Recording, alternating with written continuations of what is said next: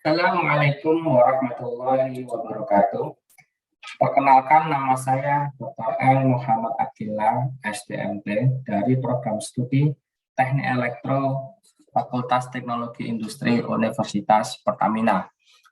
Pada kesempatan kali ini, saya akan menjelaskan terkait pernyataan diri dosen dalam unjuk kerja Tridharma Perguruan Tinggi dalam bidang pengajaran. Di Universitas Pertamina, saya menjadi dosen sejak tahun 2018.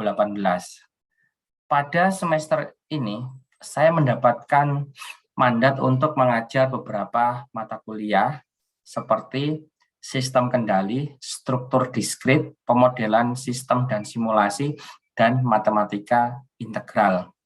Pada kesempatan kali ini, saya akan menjelaskan salah satu mata kuliah yang saya ampu pada semester ini, yaitu matematika integral. Berikut adalah outline pembelajaran mata kuliah matematika integral. Yang pertama, deskripsi dan manfaat dari mata kuliah. Yang kedua, capaian pembelajaran. Yang ketiga, materi pembelajaran. Yang keempat, sistem pembelajaran. Yang kelima, metode pembelajaran, yang keenam sistem penilaian, dan yang terakhir adalah rekaman video proses pembelajaran. Nah, berikut adalah deskripsi mata kuliah matematika integral. Matematika integral ini adalah mata kuliah wajib bagi mahasiswa program studi teknik elektro semester 2. Mata kuliah integral bobotnya adalah sebesar 3 SKS. Nah, mata kuliah ini mempelajari terkait teknik integrasi, integral tentu, menghitung fungsi jumlah deret, mentransformasi fungsi ke dalam bentuk deret, Euler dan Maclaurin, fungsi vektor dan aplikasinya, integral lipat 2 dan 3, serta mengubah menjadi koordinat yang lain. Adapun manfaat dari mata kuliah matematika integral, mata kuliah ini sangat mendukung mata kuliah lain yang ada di program studi teknik elektro, seperti probabilitas dan statistika, matematika teknik, sistem linier, teknik optimasi, sistem kendali, kecerdasan buatan, energi baru terbarukan, robotika, optimasi sistem energi listrik, jaringan cerdas. Mata kuliah ini pun juga dapat kita jumpai ya pada penerapan di bidang telekomunikasi, bidang elektronika, bidang teknik sistem tenaga listrik, dan bidang sistem kendali. Nah, capaian pembelajaran pada mata kuliah matematika integral ini ada 5. Yang pertama adalah mahasiswa mampu menjelaskan konsep dasar, menghitung dan menyelesaikan teknik dasar integrasi. Yang kedua, mahasiswa mampu menjelaskan konsep dasar, menghitung dan menyelesaikan teknik integral, tak tentu, integral tentu, teorema dasar, kalkulus, dan aturan substitusi. Yang ketiga, mahasiswa mampu menjelaskan konsep dasar, menghitung dan menyelesaikan fungsi jumlah deret, mentransformasi fungsi ke dalam bentuk deret Euler dan Maclaurin. Yang keempat, mahasiswa mampu menjelaskan konsep dasar, menghitung dan menyelesaikan fungsi vektor, luas area dan aplikasinya. Dan yang terakhir adalah mahasiswa mampu menjelaskan konsep dasar, menghitung dan menyelesaikan multi integral dan mengubah menjadi koordinat yang lain. Nah, dari 5 capaian pembelajaran mata kuliah matematika integral ini akan ditempuh oleh mahasiswa selama 1 semester, yakni 14 minggu. Nah, berikut adalah materi pembelajaran dari matematika integral yang terdiri dari 16 pertemuan, di mana 2 pertemuan adalah ujian tengah semester dan ujian akhir semester. Pada pertemuan pertama, mahasiswa akan pelajari terkait formula dasar integral. Setelah mahasiswa menguasai formula dasar integral, Maka pada minggu berikutnya mahasiswa akan mempelajari terkait integral parsial. Nah, pada minggu ketiga mahasiswa akan mempelajari integral dan substitusi trigonometri. Pada minggu keempat mahasiswa akan mempelajari integral tak wajar. Pada minggu kelima mahasiswa akan mempelajari integral tentu dan integral tak tentu. Pada minggu ke-6, mahasiswa akan mempelajari teori dasar kalkulus dan aturan substitusi. Pada minggu ke-7, mahasiswa akan mempelajari baris dan deret tak hingga. Nah, setelah mahasiswa mempelajari materi matematika integral selama 7 minggu, maka mahasiswa akan dites kemampuannya melalui ujian tengah semester. Nah, pada minggu berikutnya, yakni minggu ke-9, mahasiswa akan mempelajari tes integral, tes perbandingan, dan konvergensi absolut. Minggu ke-10, mahasiswa akan belajar deret pangkat, deret Taylor, dan deret Maclaurin. Nah, pada minggu ke-11, mahasiswa akan belajar sistem koordinat 3 dimensi, vektor perkalian titik, perkalian silang. Pada minggu ke-12, mahasiswa akan belajar tentang luas area bidang, volume benda padat. Pada minggu ke-13, integral lipat 2. Pada minggu ke-14, terkait integral lipat 3. Dan minggu terakhir, yakni minggu ke-15, mahasiswa akan belajar terkait persamaan parametrik dan koordinat polar. Nah, setelah mahasiswa menempuh perkuliahan dari minggu ke-9 hingga minggu ke-15, maka mahasiswa akan diuji pemahamannya terkait materi matematika integral ini, yakni di ujian akhir semester. Nah, sistem pembelajaran yang digunakan untuk menyampaikan kuliah matematika integral ini meliputi perkuliahan yakni bersifat sinkronus.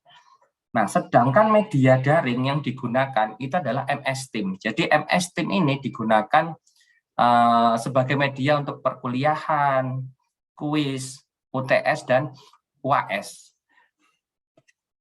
Dan media berikutnya yang digunakan adalah e-learning dari Universitas Pertamina. E-learning ini digunakan untuk upload materi perkuliahan, upload tugas, upload kuis, UTS, dan UAS. Jadi mahasiswa dapat mengakses materi perkuliahan ini dari e-learning. Dan mereka juga dapat mengumpulkan tugas kuis, UTS, dan UAS melalui e-learning.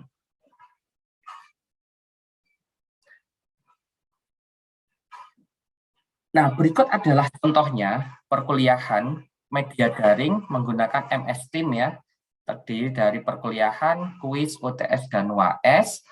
Lalu berikut adalah contoh penggunaan e-learning untuk pengumpulan tugas.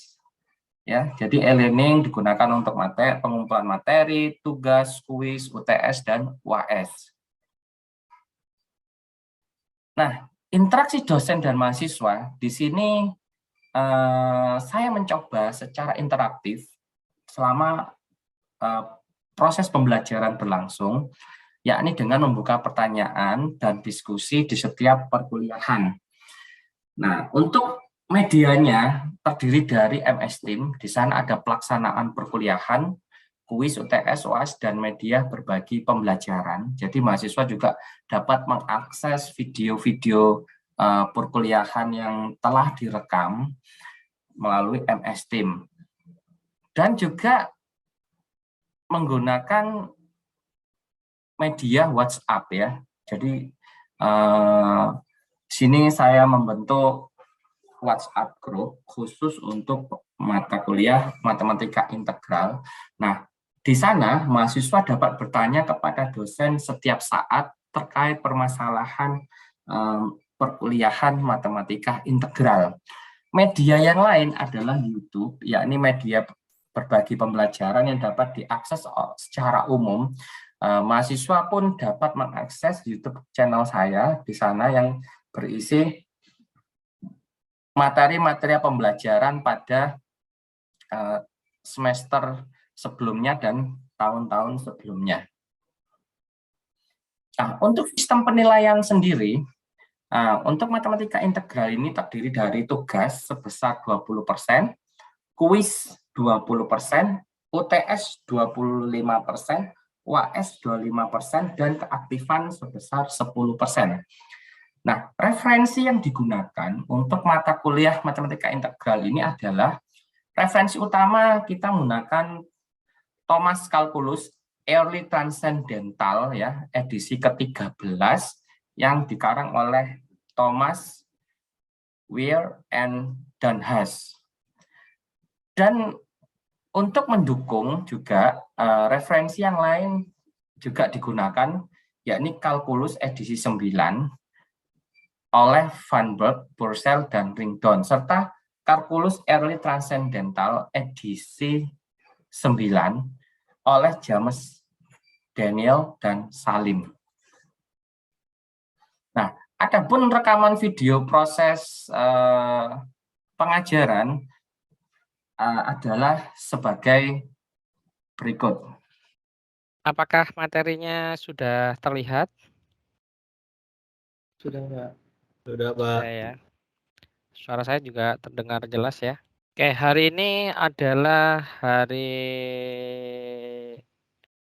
ini ya, minggu terakhir dari perkuliahan selama 1 semester ya. Jadi, nah sekarang kita lanjutkan ya materi hari ini terkait persamaan parametrik dan koordinat polar ya.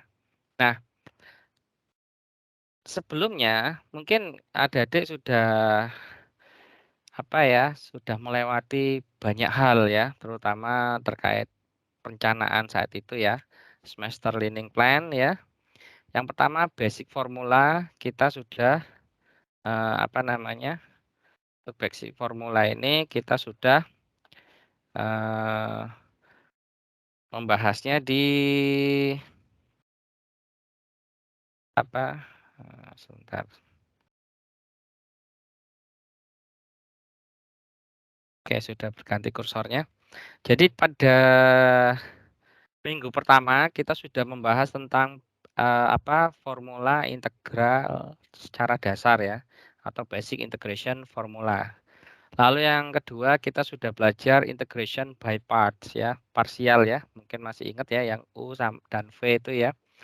Terus lalu kita sudah belajar tentang integral trigonometrik dan substitusi ya. Jadi bagaimana adik semuanya mengintegralkan dengan substitusi ya. Terus improper integral ya, integral tak wajar ya. Biasanya kita suka yang wajar-wajar aja ya. Nah, ini kita sudah pernah disuguhi dengan integral tak wajar ya. Lalu minggu kelima kita sudah membahas tentang terkait integral definite dan indefinite ya. Maksudnya integral tentu dan tak tentu. Lalu minggu ke-6 kita sudah membahas tentang teorema dasar ya, teorema dasar kalkulus dan juga aturan substitusi.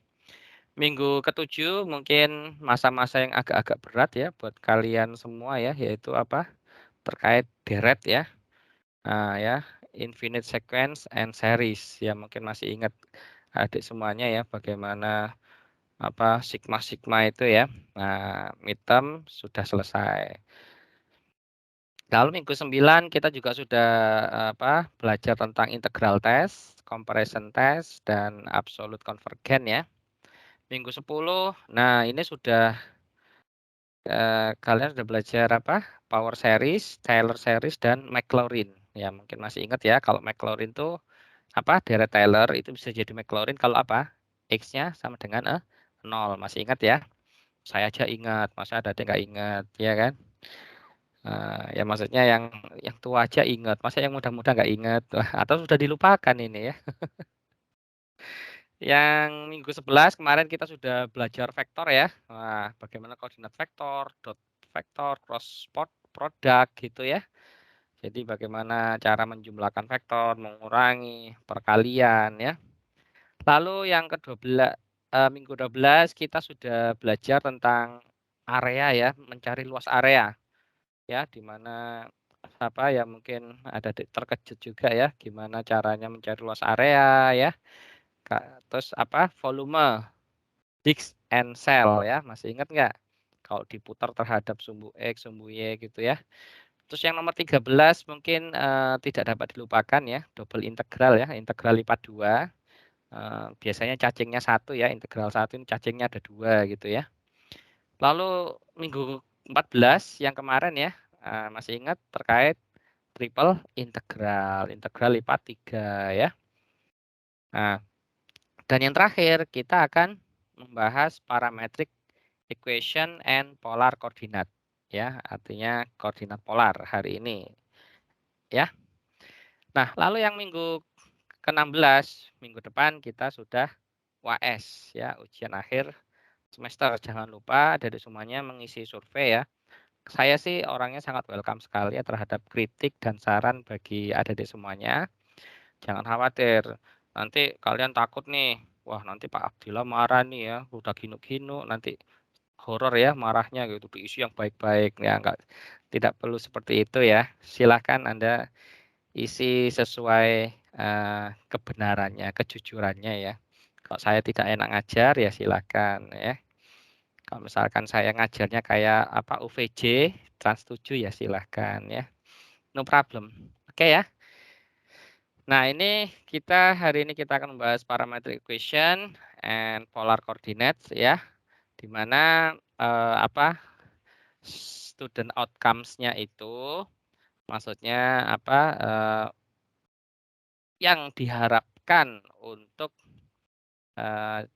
bab ini adalah pertama dapat menyelesaikan persamaan parametrik ya, termasuk nanti parametrisasi dari kurva, bidang ya, dan kalkulus dengan kurva parametrik. Yang kedua, diharapkan mahasiswa dapat menyelesaikan koordinat polar ya. Terus nanti area dan panjang dalam koordinat polar dan kerucut dalam koordinat polar ya. Nah, untuk outline-nya kita hari ini akan membahas tentang parameterization of plane curve ya tadi. Parametrasi pada kurva bidang ya, lalu apa namanya kalkulus ya untuk kurva parametrik, koordinat polar, area dan panjang di dalam koordinat polar dan kerucut dalam koordinat polar dan kuis. Nah, kuisnya ini khusus hari Kamis ya. Jadi hari ini kita akan menyelesaikan 4 ini tadi ya poin-poinnya. Nah, parameterization of plane curve ya. Kita sekarang memasuki ke kurva apa namanya? Bidang ya, parametrasi. Nah, ini definisinya apa sih ya dari kurva ini? Nah, jadi yang pertama mungkin adik-adik sudah ini ya apa namanya sudah paham ya tentang sebuah fungsi ya. Nah, jika kita mempunyai sebuah fungsi X dan Y ya, nah itu bisa ditulis seperti ini ya. Nah, X sama dengan FT, Y sama dengan GT. Nah, untuk interval I dari nilai T ya. Kemudian nilai set point-nya itu berapa X dan Y-nya. Nah, ini ya. Jadi X, Y itu sama dengan FG atau GT yang didefinisikan apa? Persamaan ini adalah kurva parametrik. Nah, persamaan nantinya itu ya pastinya digolongkan menjadi persamaan parametrik dari sebuah kurva ya. Nah, jadi Anda tahu nih ya, kita punya sebuah variabel ya, X dan Y. Nah, X ini sama dengan FT, artinya apa? Ya, fungsi dari T ya. Lalu Y itu juga misalkan GT ya, ini artinya Y itu adalah fungsi dari GT ya. Nah, kita umpamakan di sini ya, ada sebuah kurva ya. Nah, kurva atau garis yang di-tracing ya, di-tracing oleh sebuah partikel yang bergerak di bidang XY ini ya. Nah, kalau ini kan kalau kita apa namanya, kalau kita mau gambarkan kan ini ya. Nah, ini kan. Nah, ini adalah bidang XY ya. Ini X-nya, ini Y-nya. Ya.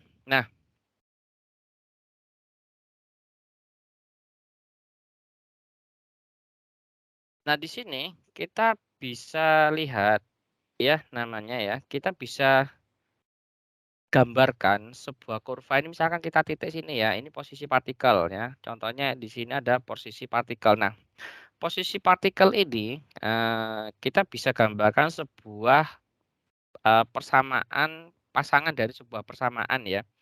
Misalkan persamaan apa ini apa namanya itu sepasang persamaan ya, pair of equation-nya ya. Jadi persamaannya kita punya FG apa FT dan GT ya. Berarti X-nya ini sama dengan FT, Y-nya ini sama dengan GT. Nah, kalau kita lihat sini ada ditaruh ya. Ini persamaan termasuk discrete atau ayo continue. Mas Haris bisa? Gimana? Kontennya Pak. Continue. Oke ya, ini continue ya. Tahu kalau discrete itu kayak pentol korek ya. Jadi apa? Per poin gitu ya. Nah, jadi ini tersambung secara apa namanya? Continue ya. Nah,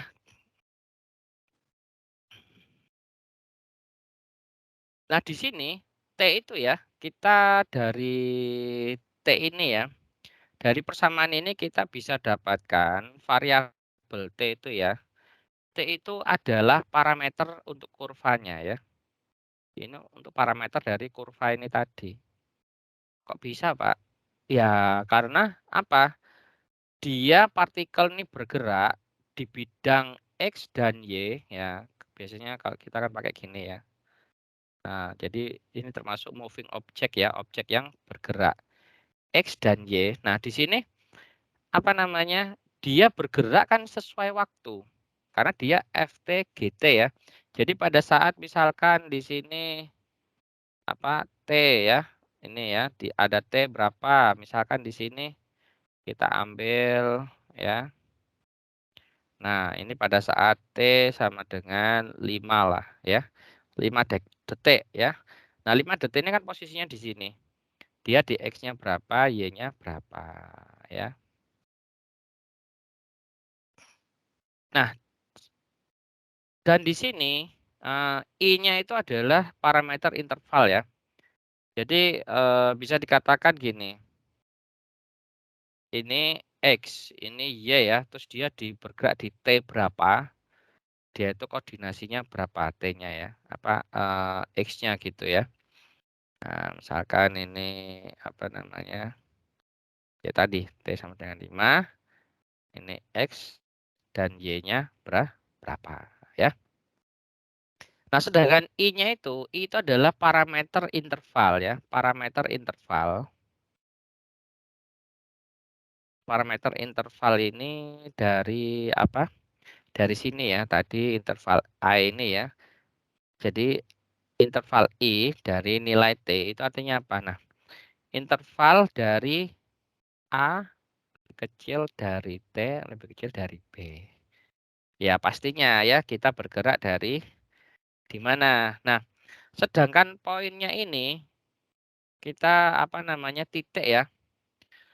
Titik apa F A G A itu adalah ini titik awal ya atau initial point ya. Nah, initial point atau bisa katakan apa titik awal ya. Titik awal dia partikelnya bergerak ya. Misalkan kita ambil di sini nih. Kita coba dulu ya.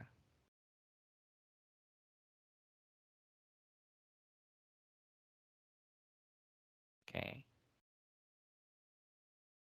Ya, kita ambil akan apa namanya?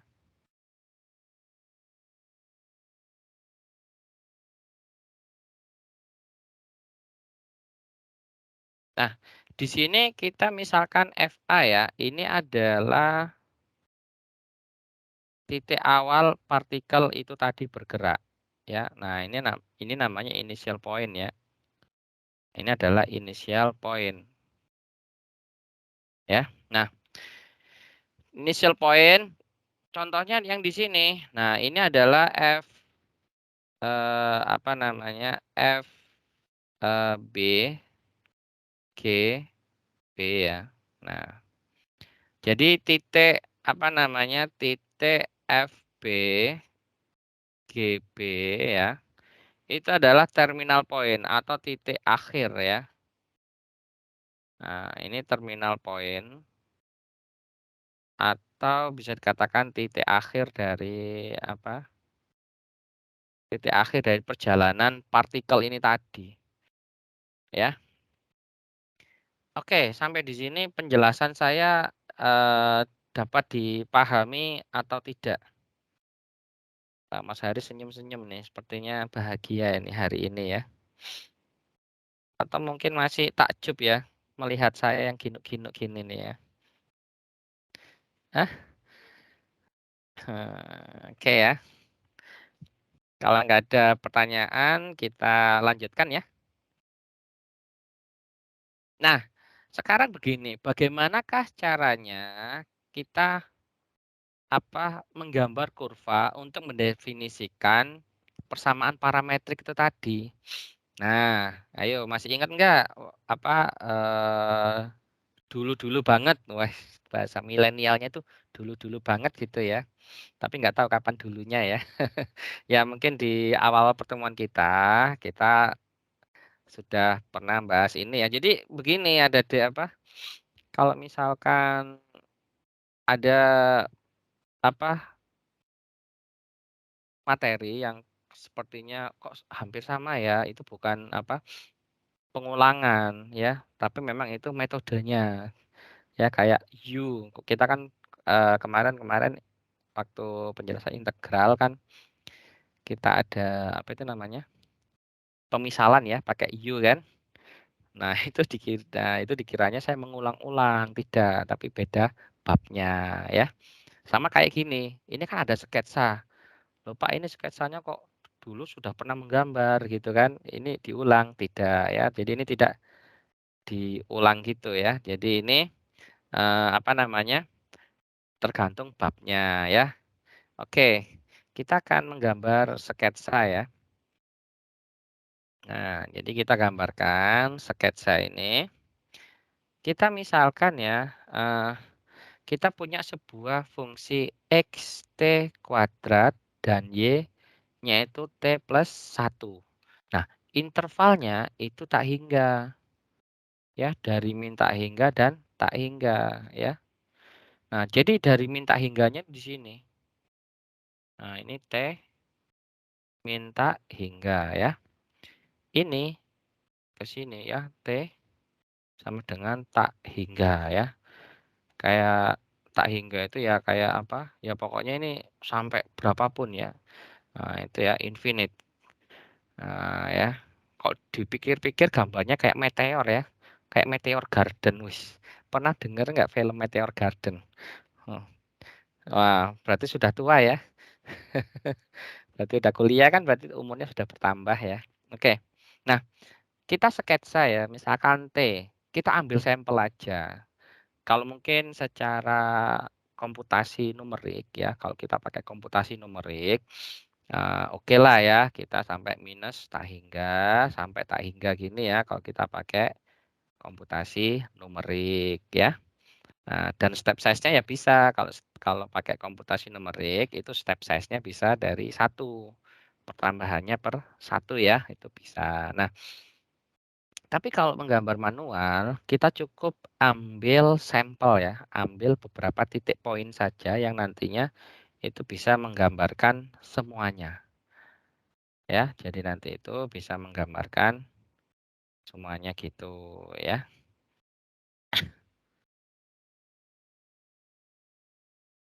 Oke. Misalkan kita ambil saja titiknya itu berapa? Kita ambil misalkan titiknya itu min 3. Nah, kita masukkan nih min 3 ke persamaan xt kuadrat ya. Misalkan begini, ini apa? Ini T-nya ya. Lalu ini X sama dengan T kuadrat ya. Y sama dengan T plus 1. Oke. Misalkan ini min 3. Berarti ini X-nya berapa? Min 3 kuadrat. Y-nya berapa? Min 3 plus 1. Ya. Lalu ini misalkan min 2 ya. Berarti gimana ini? Apa namanya? X-nya itu berapa? X-nya sama dengan min 2 ya. Min 2 kuadrat. Ya, Y-nya sama dengan berapa?